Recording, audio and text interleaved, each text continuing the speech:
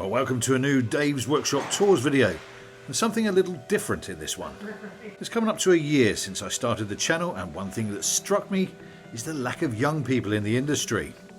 I can definitely count on two hands how many people I've come across under 30 in well over 25 workshops that I've visited, and that's a big problem for classic car owners down the line. Considering most people I come across are, shall we say, greying men of a mature age, it's not beyond the realms of possibility that within 10, 15 or 20 years there's going to be a lot of expensive paperweights taking up garage space, not only here in Australia but across the world. It's certainly the case from what I hear in the United States and in the UK. There's a dearth of talent coming through, not only technicians or what we used to call mechanics, but panel beaters, painters, auto electricians and trimmers. On that last one, from what I hear, if you want your wooden dash done, you'd better get in quick or be prepared for a very long wait, because the skills are dying out and just not being replaced with new talent.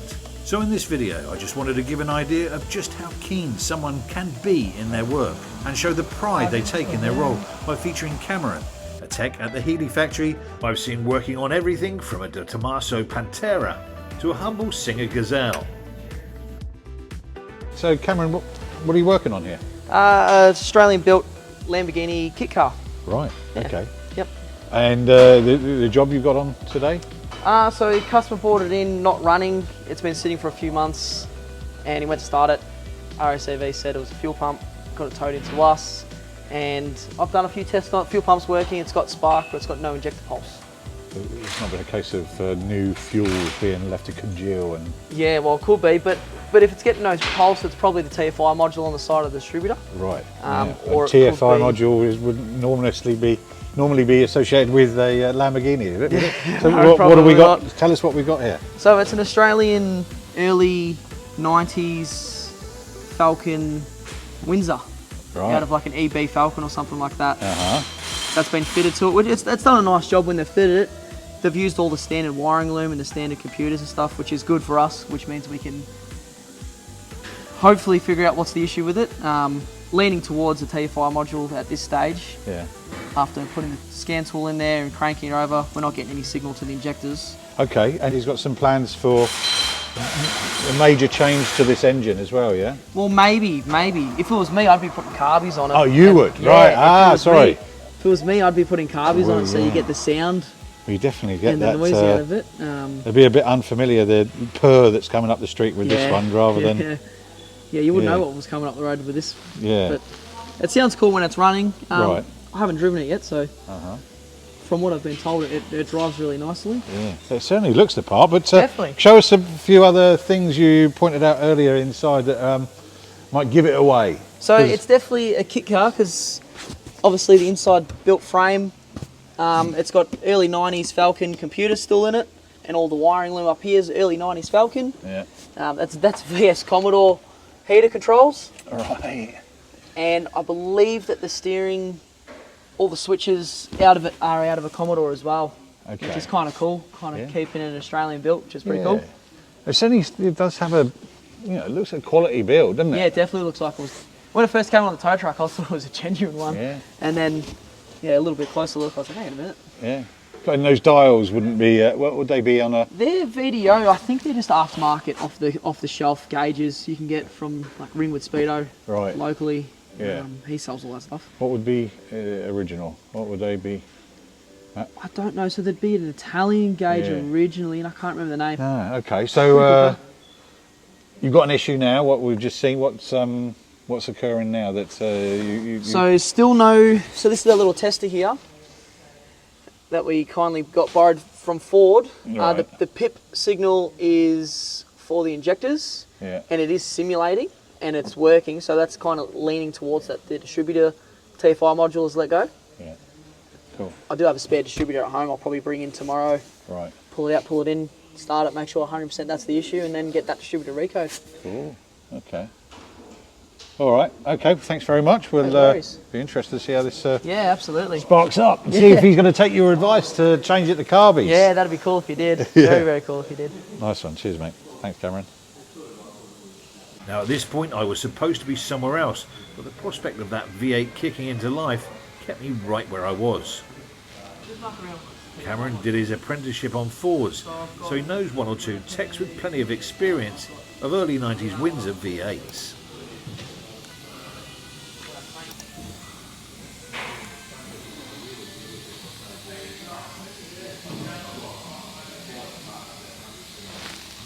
Any great revelations from that phone call?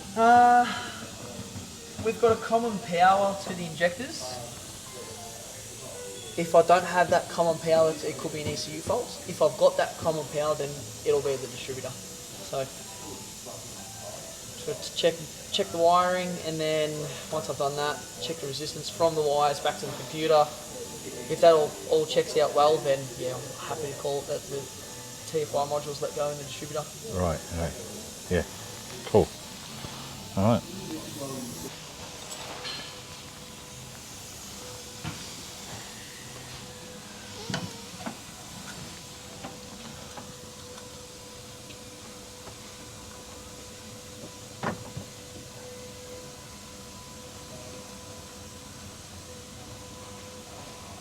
Common power, there we go. 11.5 volts, so that's good. So that is red trace.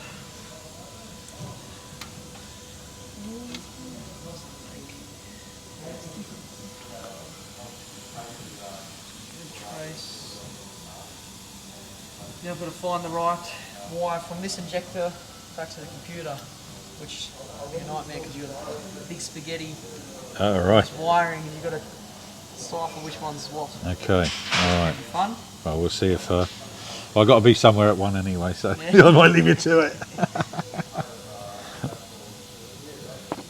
Too bad back in the 90s. Yeah. They weren't too bad for that stuff, but obviously the left-hand bank of the engine, well, right-hand bank of the engine, sorry, is going to be one colour, and I presume, quickly looking, that the left bank is a different colour wire.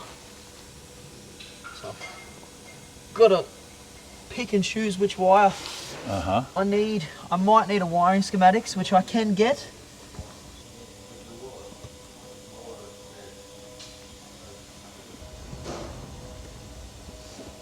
Crikey, yeah, there is quite a few there, aren't there? Yeah, all bundled together. Yeah.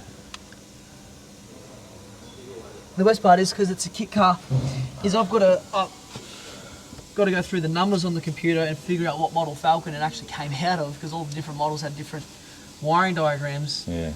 All very similar, but they did vary from year. So I've got to figure out the numbers, figure out what computer it's at, then find that wiring diagram. Yeah. Will it be what decipherable by what serial number that Yeah, it should be this ECU? number here. What do we got? 91DA, so it's a 91 model computer. So it'd be early. It's pre-smart lock, so it's an EB series 1.5 litre. Right. Will be the computer, which is cool. Yeah. Nice. I've just got to find the wiring diagram for it. Gotcha. All right. Well, leave it to it. Again. Again, that's it.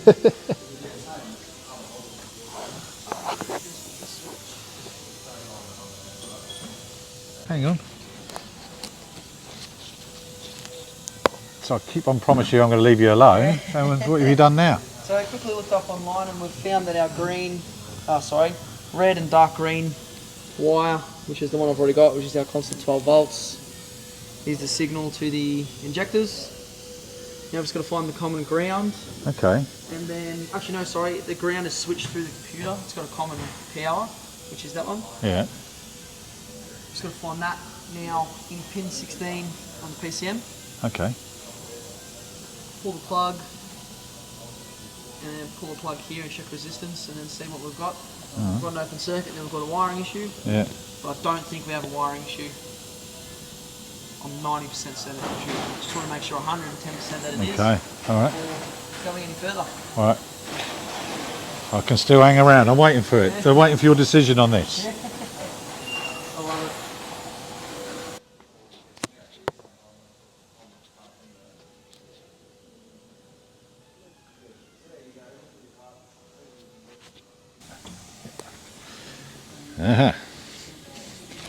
battery up front, eh? So what do you're going to disconnect that to be a... Yeah, disconnect the battery so then I can unplug the computer and then check the resistance on the wire. Yeah, cool. Okay.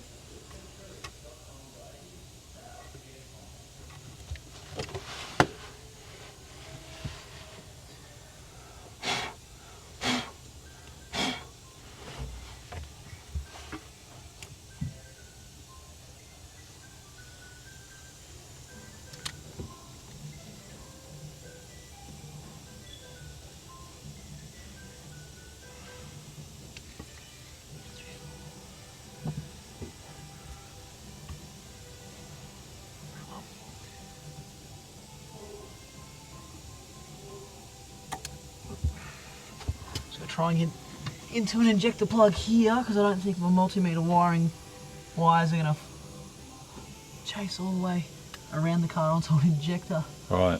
I'll try and get to one of the plugs at the front here, Uh-huh. which could be a little bit of a nightmare to do.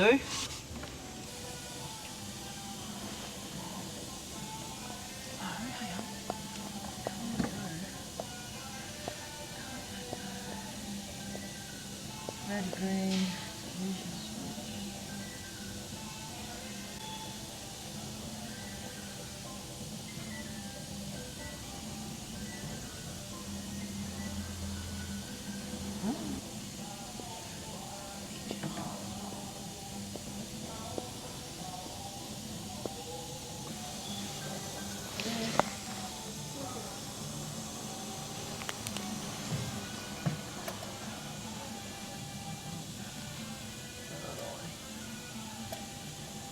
yeah, so what I'm measuring is I'm measuring the wiring from that goes into the computer. So out of the computer, sorry, into the injector. Yeah. And I just want to check my resistance along there, make sure there's no open circuits or anything like that. Open circuit then opens another can of worms, got to pull the wiring loom, find where the break is. Yeah. With these, they share a common power. Looking at the wiring diagram, they share a common power with a lot of other things as well. Oh, right. Along with the injectors, the mass airflow meter, the relay 4, the fuel pump and the computer, charcoal canister, purge solenoid, EGR vacuum regulator, all shares the same common power. PID 37. So I'm just going to check my resistance and then go from there. I'm just going to get to the injector wire. Cool.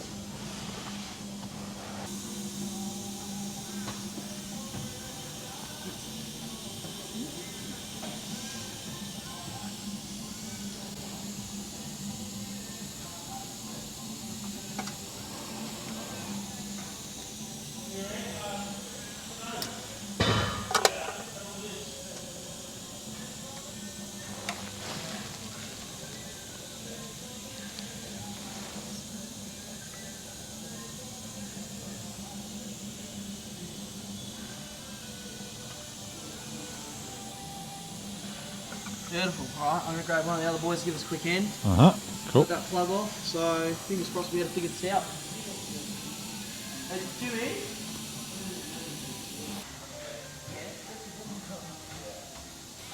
This plug up here, which you can't really get to. Yep, that's 210 plug. Yeah. We've got to back plug that. And we need to jump on to the left side. No, don't plug in. Plug in there. Okay. Yeah. Check the resistance. So the left side of that plug. Yep. So That the pin. Yep. And then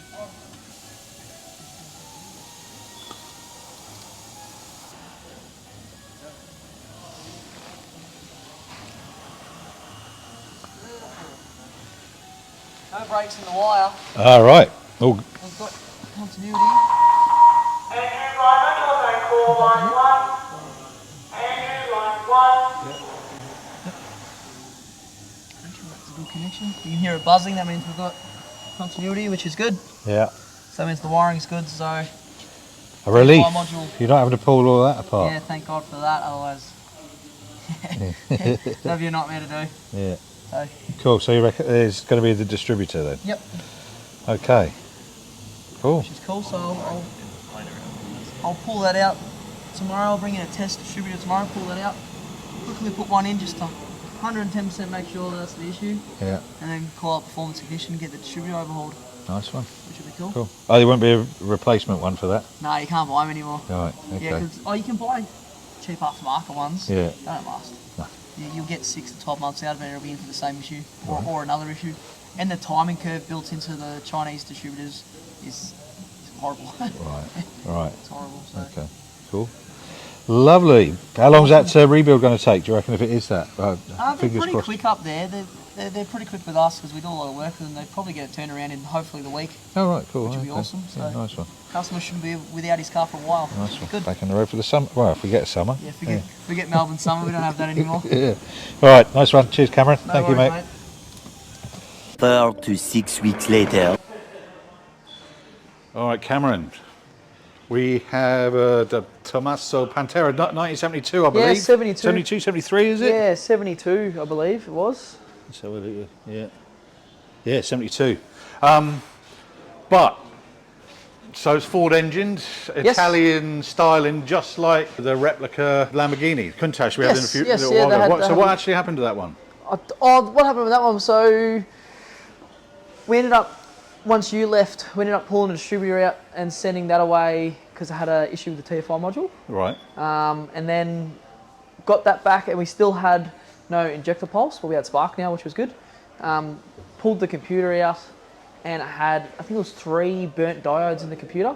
So we had to send the computer off to a cool drive down to Box Hill, Right. and they repaired it for us. Yeah. Got it back in, and it fired up straight away, Oh, right. which was cool. Yeah. Okay. Yeah. So, and what was that full job on that? That was basically just get it running. Yeah, just the to get it running, wasn't customer it? went out to start Oh, it one right, day and it okay. wouldn't start, yeah. Cool. Okay. Well, I would say another Italian styling with a slightly earlier Ford engine. What's Yes. this Pantera in for? Oh, this is in for a full service. Right. Customers complaining about pulling right, Right. which if you can look at the wheels, the front right-hand wheel's full of brake dust. So it's the front right-hand caliper's stuck. Yeah. So it's as he's driving down the road, pulling to the right a little bit. Yeah, just a full service and a full check over. Right, It okay. needs bushes, front and rear, front calipers recode, front discs and pads, and it also has a carby issue, which we've got to look at. He's complaining about the throttle sticking a little Okay. bit every now and then, so it'll be probably pull the carby off, make sure the throttle shafts Okay. aren't And worn, and yeah, go from there. parts wise and whatever, is that are they easy to come by? Or? No, it took us forever to get the parts for this. Right. There's a couple of places in the States that sell the parts for them, but Yeah. getting in contact with them and then them replying was a little bit hard. Oh, right. Okay. Okay. Some people just don't want the business, eh? Yeah, Lovely. Okay. All right. So it should be back on the road. So the parts are in now. yeah, finally got the parts for it last week, so hopefully, fingers crossed, we get stuck into it. Great stuff. Nice one. Yeah. Thanks very much, mate. Awesome. Well, there you go. A young fella who clearly loves his work. And if you know of someone keen to get into the industry here in Melbourne, either as a skilled worker or someone looking for an apprenticeship, it might be worth guiding them to autocareers.com.au. Or if you're in the UK, contact the Heritage Skills Academy. Otherwise, punch in classic car jobs or apprenticeships near me into Google. You'll be surprised at the amount of work out there, and you never know. One day a business like this could be yours.